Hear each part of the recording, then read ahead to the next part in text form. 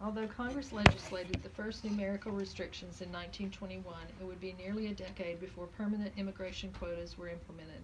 The intervening years were filled with contention and difficulty as Congress debated the design of a new system. All were keenly aware of the stakes. The new order would codify certain values and judgments about the sources of immigration, the desired makeup of the nation, and the requirements of citizenship. The nativists who had led the drive for restriction believed that there were serious flaws in the 3% quotas that were established in 1921. The law set the quotas according to the 1910 census because data from the 1920 census was not fully compiled at the time. Using 1910 as the base, the southern and eastern European countries received 45% of the quotas, and northern and western European countries received 55%. Although the quotas reduced southern and eastern European immigration by 20% from pre-war levels, nativists believed it was still unacceptably high. They argued for a 2% quota based on the 1890 census. That was when they argued the sources of European immigration shifted, altering the racial homogeneity of the nation. The 1890 formula reduced the level of immigration to 155,000 per year and reduced the proportion of southern and eastern European immigration to a mere 15% of the total. But the 1890 formula was crudely discriminatory and therefore vulnerable to criticism.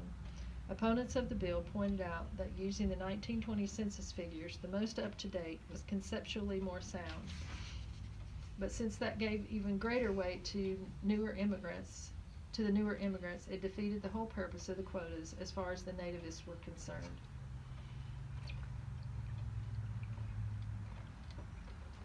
Proponents of restriction thus labored to devise a plan that would discriminate without appearing to do so. W. W. Husband, the Commissioner General of Immigration, advocated a plan to set quotas according to the rate with each immigrant group became citizens. Naturalization was an indication of assimilation, Husband contended. Moreover, he believed that some nationalities naturally sought American citizenship, while others did not. Husband argued for disfavoring the immigration of those groups that resisted assimilation, rather than advertising and going out in the highways and byways and dragging people into Americanization. When you try to change a man by a hothouse process, it does not work, he said. Not surprisingly, Husband found the rate of naturalization was 67% among northern and western Europeans and 32% among southern and eastern Europeans. Another proposal was introduced by David Reed, the Republican from Pennsylvania and chair of the Senate Immigration Committee, and John Trevor, a leading restrictionist and head of an immigration restriction coalition of patriotic orders and societies. Trevor, a New York lawyer, sat on the board of the American Museum of Natural History and was an associate of Madison Grant, author of the best-selling tract, The Passing of the Great Race. In March 1924, Trevor submitted a proposal for quotas based on national origin to the Senate Immigration Committee. Like other restrictionists, Trevor warned that the new immigration threatened to lower the standard of living and dilute the basic strain of the American population.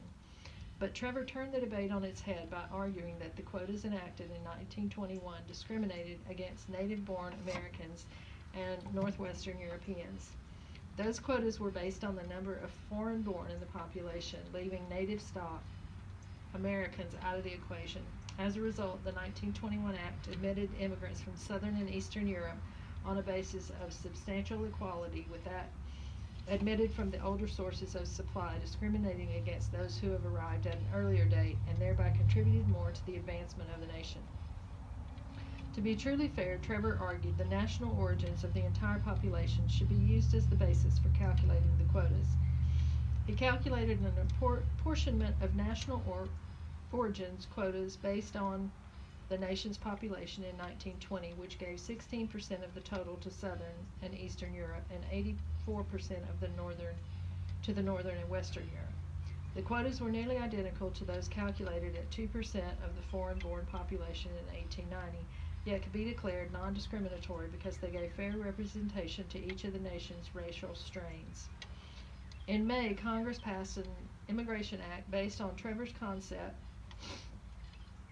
of national origins quotas. It restricted immigration to 155,000 a year, established temporary quotas based on 2% of the foreign-born population in 1890, and mandated the Secretaries of Labor, State, and Commerce to determine quotas on the basis of national origins by 1927. The law also included from immigration all persons eligible to citizenship, a euphemism for Japanese exclusion. Finally, Congress placed no numerical restrictions on immigration from countries of the Western Hemisphere in deference to the need for labor in the southwestern agriculture and American diplomatic and trade interests with Canada and Mexico. Taken together, these three components of the Immigration Act of 1924 constructed a vision of the American nation that embodied certain hierarchies of race and nationality. At its core, the law served contemporary prejudices among white Protestant Americans from Northern European backgrounds and their desire to maintain social and political dominance. Those prejudices had informed the restrictionist movement since the late 19th century, but the nativism that impelled the passage of the Act of 1924 articulated a new kind of thinking in which the cultural nationalism of the late 19th century had transformed into a nationalism based on race. In the 18th and early 19th century, race and nation were loosely conflated in intellectual discourse and in the public imagination. Race indicated physical markers of difference, especially color, but also often simultaneously referred to culture, commonalities of language, custom, and experience. Race, people, and nation often refer to the same idea. In the mid and late 19th century, physical anthropology gave rise to scientific classifications that treated race as a distinctly biological concept. Social Darwinists believe that civilization evolved to higher levels as a result of race competition and the survival of the fittest. Many, including Herbert Spencer and John Fiske, also held neo-Lamarckian views that cultural characteristics and behaviors acquired from the environment were inheritable.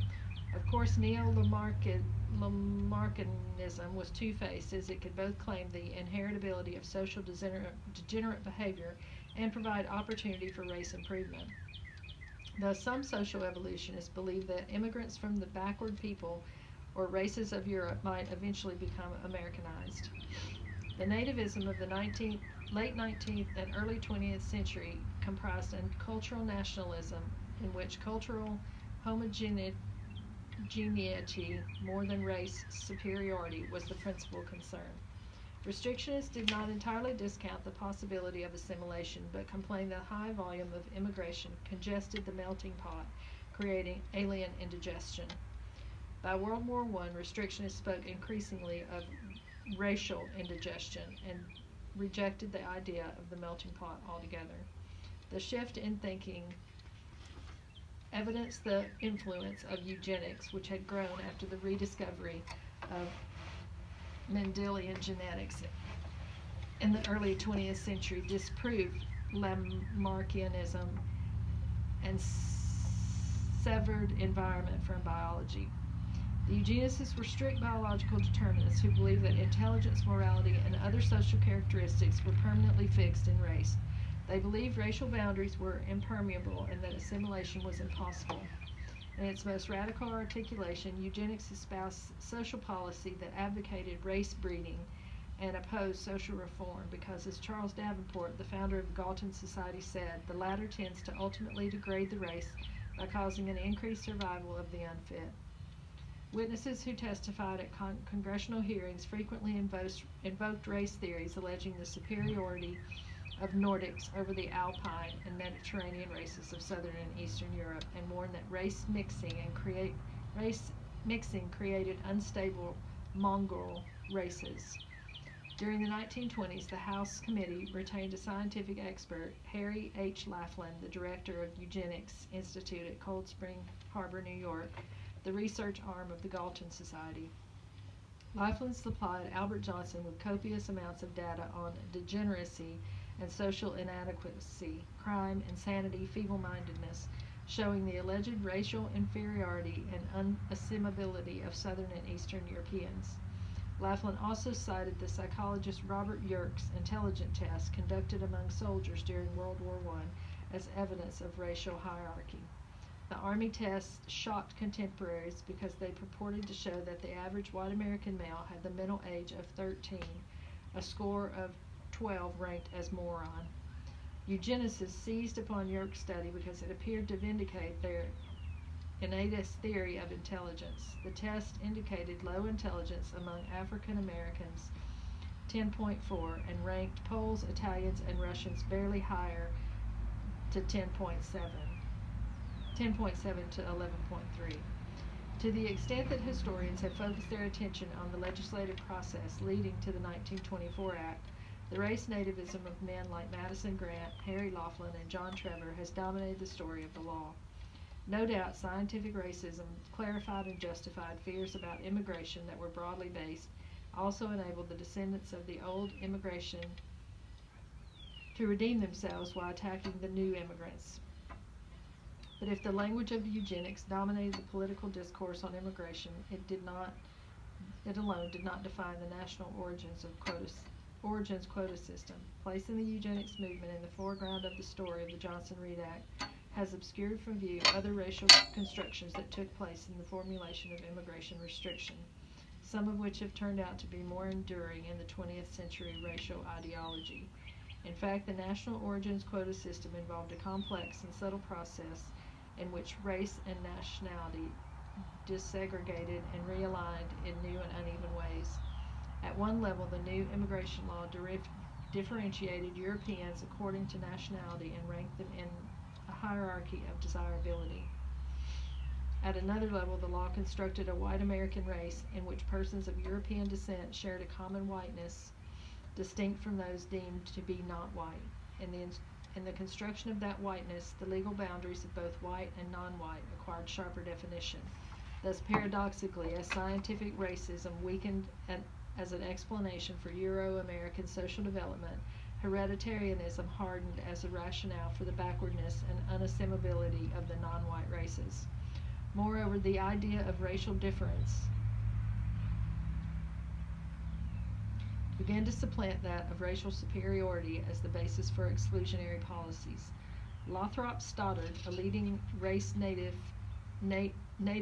who explicitly advocated for white supremacy and the rising tide of color in 1920, argued in 1927, when we discuss immigration, we better stop theorizing about superiors and inferiors and get down to the bedrock of difference.